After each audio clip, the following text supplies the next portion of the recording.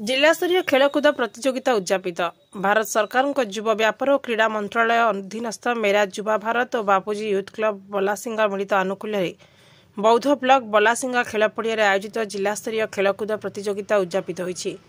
ଏହି କାର୍ଯ୍ୟକ୍ରମରେ मेरा युवा ଭାରତର ଆସମାନ ମହାକୁଡ଼ଙ୍କ ଅଧ୍ୟକ୍ଷତାରେ ଅନୁଷ୍ଠିତ କାର୍ଯ୍ୟକ୍ରମରେ ମୁଖ୍ୟ ଅତିଥି ଭାବେ ବୌଦ୍ଧ ବିଧାୟକଙ୍କ ପ୍ରତିନିଧି ସୁଶାନ୍ତ କୁମାର ପ୍ରଧାନ, ଗନ୍ଧରାଡ଼ି କୃଷକ ଉତ୍ପାଦକ କମ୍ପାନୀ ନିର୍ଦ୍ଦେଶକ ବିଶିକେଶନ ପ୍ରଧାନ, ଯୁବ ଗବେଷକ ପାନିନି ମିଶ୍ର ଯୋଗଦେଇ ଖେଳାଳୀଙ୍କୁ ଉତ୍ସାହିତ କରିଥିଲେ।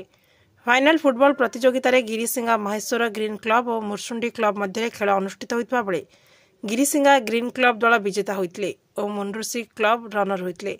प्रतियोगितार गरीब बेहेरा, मानभंजन महाराणा, अमित नायक, बलराम बेहेरा, चंदन महाराणा प्रमुख उपस्थित रही खेल परिचालना करते। कृति प्रतियोगी को मुख्य अतिथि ट्रॉफी सह सर्टिफिकेट प्रदान करते। बापूजी यूथ क्लब समस्त सदस्य सहयोग करते।